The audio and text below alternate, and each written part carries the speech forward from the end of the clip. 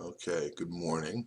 We're on lesson number 159 of a workbook of A Course in Miracles, and I give the miracles I have received. I was just sitting here after having read this lesson a couple times last night and this morning again, and I was remembering a vision I was given of how Jesus, in a sense, performed his miracles, and this lesson contains perfect description of it, better even than I could possibly give you, but it has all the elements of the vision that I was given, and even the words that it uses um, go with that vision when it talks about the storehouse and the increase in the storehouse as you receive from it to give, and the storehouse grows fuller, which in this world is unlike the world in every way. And that's the nature. That's the nature of the dream, to be unlike reality in every way, at every turn, everywhere we look. It is the opposite. And yet reality has no opposition and nothing opposite to it, which is what renders this an unreality. We seem to exist in it, and it seems to exist. And to the extent that we must get the result of our thinking, we must utilize it. Bless you. We must utilize it to demonstrate the reality that we are from for our own benefit and for the benefit of all those who are given to us to help us learn of it ourselves. I was thinking this morning, because there are things in this lesson you cannot, you understand that you are healed when you give healing. You accept forgiveness is accomplished in yourself when you forgive. And I don't know what that means or what that how that works in you, how you understand that. I do understand there was a moment when Jesus says forgiveness is the only way to God, when I found myself in the presence of the Father, in the recognition of our oneness. I had no idea. Actually, there was no Course in Miracles in my life at that time to help me understand what had occurred, and yet there was a promise of the Course directions being given to me, and then when the Course showed up, I understood perfectly well that this is what it was. And when I finally came to understand conceptually what Jesus meant by forgiveness, I recognized that in that instant, I had undergone an experience of forgiveness because, as a matter of fact, forgiveness being the only way to God, somehow God had found his way to me, or I had found my way to him. It doesn't really matter, since we are already one. And in that recognition of forgiveness, and in the instances of, I don't know how to say this, in instances where forgiveness was extremely palatable and visual to me, the thing that I noticed was, operating from the center, time isn't linear in that sense. We can operate from the center of our being the center of time and space, on one side of the hourglass, much as Jesus talks about the storehouse being the other side, and I'm going to get to that in a minute. But when I noticed that in my experiences of forgiveness, in these profound moments of experience of forgiveness, and they've come around who knows how many different things, the idea that the gratitude that occurs in the instance of forgiveness could stop, or I should stop it at some sort of limitation or boundary from encompassing all things, became absurd, because in the instant when you experience forgiveness, it's much like not judging. And ultimately, everything leads to our total release and our releasing of our brothers in that, in the totality of the dream. And that's what we're after in this experience within ourselves. And that's what we've come to give when that experience has been given to us. So you can't stop the gratitude. It's much like you when you were a child and you wanted to pray and you were told to pray and you began to pray for people, and all of a sudden you was like, well, wait a second, if I pray for this one, I should pray for that one. Until finally you don't know, you get guilty as a child because you don't know how you can pray for everyone all at one time. Well, this is offering us the ability to alleviate the guilt of the necessity to leave anyone out of our prayer for forgiveness and our gratitude at the receiving of forgiveness, because it must be all-encompassing for it to be real, much like reality is all-encompassing as love is. And so you begin to get grateful, and the gratitude goes in all directions at once and encompasses all things, and it comes back and literally, as Jesus says, you become grateful for yourself. You know, and Jesus talks about, he thanks Jesus Christ himself. He thanks Jesus. He's thanking everything, including the self that he was, the illusory self, and that's what this gets into, including the ability to use the illusory self to demonstrate the reality of the kingdom. So you must include it all in. It cannot be bound by anything for it to be whole and perfect. And so the peace and the gratitude and the forgiveness encompasses the entirety of the world. And in that moment, there is the stillness of heaven in your own mind. And you give to all things what was just given to you in a single action of mind. Because where does it stop? Where would you stop it?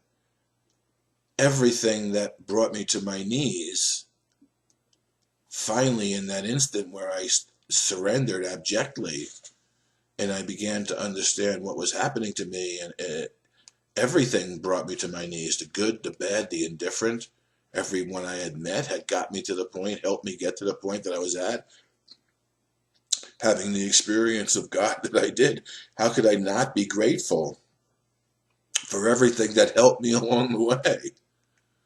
And that's why he talks about judgment. It's not that it's that well, how can you judge? Like, how can you judge the good and the bad when it all cooperates? Everything, it all works together for the good of your own awakening right here and right now. And this lesson is much that way, if I can get back to the lesson. Because as I was sitting here getting quiet, everything was being encompassed, and I was sitting here in stillness wondering why I would need to do the lesson or commentary.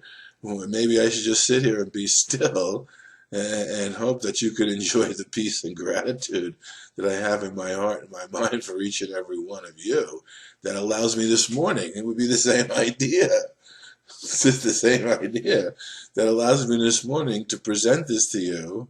I mean, the idea that somebody asked me to present this to you, and in my saying yes to the presentation, I'm brought into a moment of total gratitude and release, has to include everything that has helped me get there, and helped her get there, and helped us all get here right now. So I love that it talks about, no one can give what they have not received. To give a thing requires first you have it in your own possession. Here the laws of heaven and the world agree, but they also separate. The world believes that to possess a thing, it must be kept. Salvation teaches otherwise. To give is how you recognize you have received. It's the proof that what you have is yours. Christ's vision is a miracle. It comes from far beyond itself. It comes from God, for it reflects eternal love and the rebirth of love which has never died. And that's what I was realizing when I was sitting there. I was given this vision of Jesus and how he operated miraculously. It was as if when they showed me the vision, I don't know how to explain it, it was as if the top of his head, it was the center of the hourglass, and the hourglass above it was was the eternal and infinite abundance of the kingdom, in which there is no time. And as his thoughts rose into that, they returned back to him, and in the immediacy of salvation, everything was available to him whenever he needed it in order to live a miraculous life and demonstrate the miraculous nature of the kingdom right here on earth, where it was made, and which was made to deny it. And this even gets into this. This is a lesson that everyone should read. Because of the truth of it and the reality and the simplicity. So I was shown in that how Jesus' mind was always on the infinite and the eternal, in the love and the abundance of the infinite and eternal reality in which he was created. And for a moment, you're wondering, well, but we're all exactly like that. The only difference is, as he said, it wasn't a loss of our perfection. It was a break in communication. And this course and utilization of Jesus as our intermediary is the way in which we reopen our mind and our heart to that eternal and infinite abundance of the communication of life as God extends life as us. So it's available to each and every one of us. And you cannot not be worthy. You must, because God created you. There's no difference in that sense between you and Jesus. He may be an elder brother who's a moment ahead of us in space and time, but when in our creation and even in our being, seemingly being here, we must all be the exact same, because it's a single illusion. It's not a different illusion. It's an illusion of differences, yes, but it's all just an illusion. So your mind and heart is equally available to the eternal and infinite nature of the abundance of the storehouse, wherein all gifts are waiting for us to receive, so as to give them freely to increase the storehouse. Jesus tried to teach this in parables to people who weren't quite ready, but he did a great job. If you go back, and he not only did a great job of teaching, he did a great job of demonstrating the integration of his own teaching in the miracles that he performed. And obviously the penultimate one was the overcoming of death, and showing us that life is eternal and death has no effect on who we are in reality, so has no effect on who we are ever at all. In the hallucination, the dream cannot limit the availability of that reality, because it isn't anything in that sense. It's all in this lesson. Christ's vision is the bridge between the worlds. And in its power can you safely trust to carry you from this world into one made holy by forgiveness. Things which seem quite solid here are merely shadows there, transparent, faintly seen at times forgot, and never able to obscure the light that shines beyond them. Holiness has been restored to vision. This is the Holy Spirit's single gift, the treasure house. Here we go. The treasure house to which you can appeal with perfect certainty for everything that can contribute to your happiness. All are laid here already. All can be received, but for the asking. There it is again in this lesson. But for the asking. Ask, and you shall receive.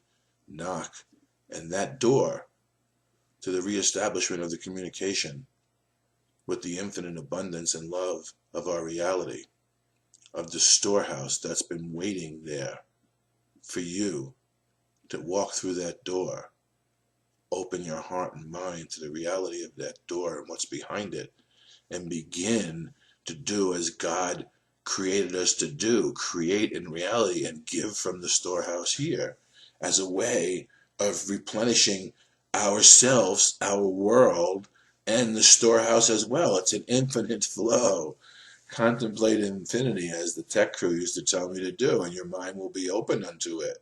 And you'll see that it's available just as you could have seen the separation in everything. You could see the infinite nature of the reality everywhere too, because it's not any different once your heart and your mind is open to it and you see it.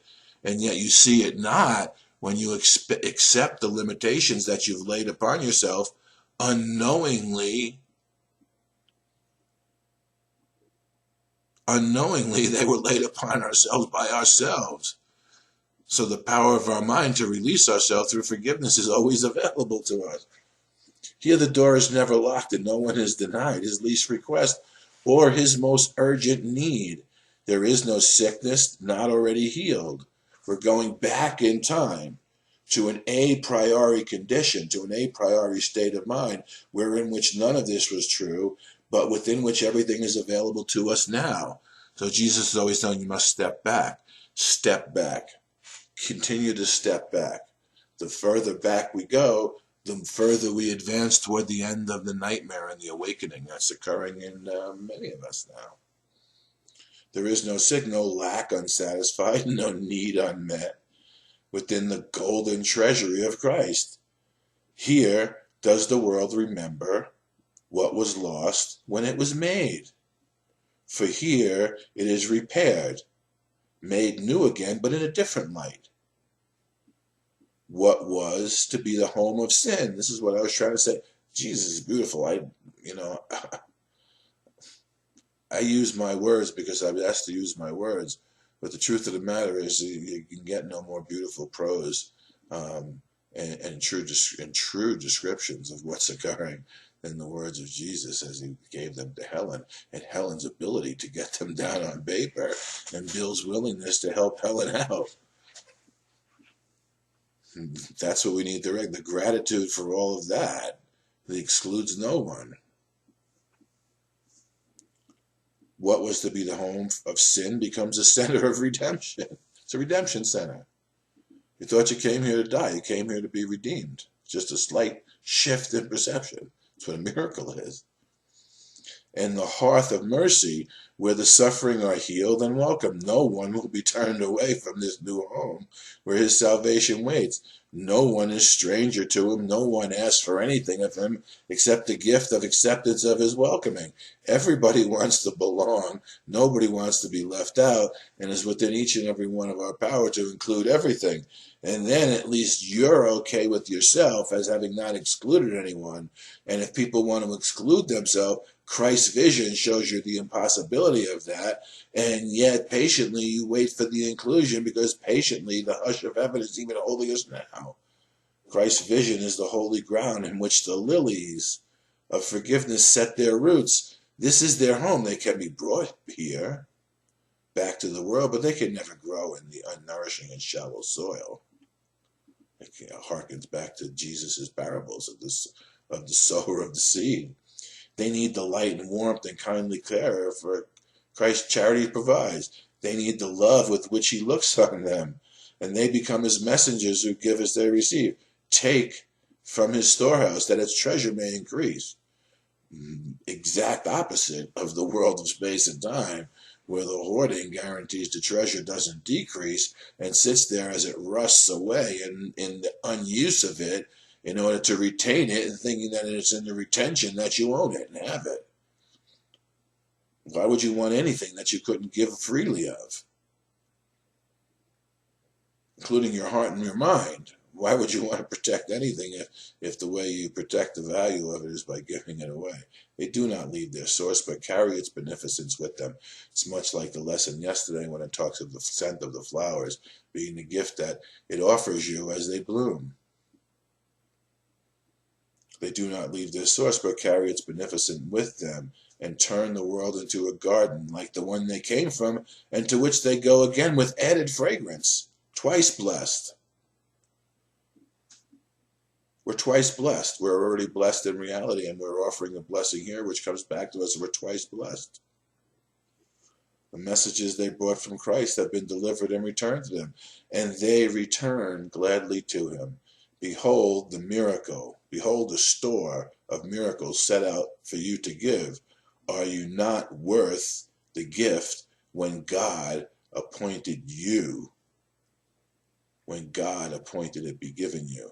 Judge not God's son, but follow in the way he has established. Christ has dreamed a dream of forgiven world. It is his gift.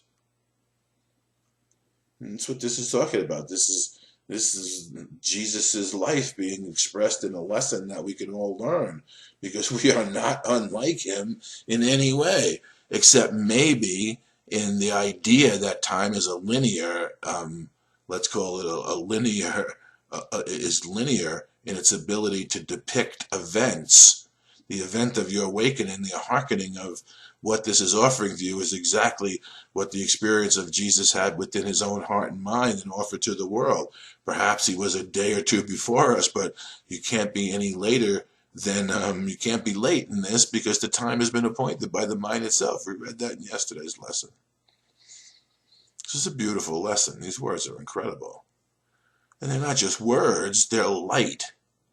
The light of God is contained within the message, and the message is contained within you, because the message is contained within the Christ, which is what you and I are.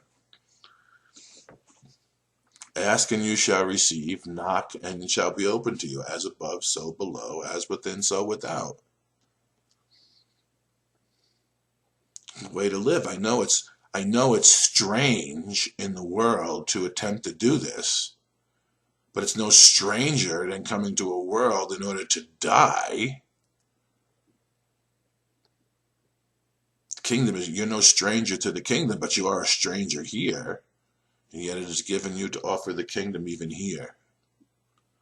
So today let us be about our Father's business in extending that which he gave us in our creation to all, so they can remember and reopen communication with the storehouse for themselves. And in any second, this will be the garden, and he will come and he will walk in the garden. And when he says, Adam, where are you? Say, here I am, Lord. Past is over.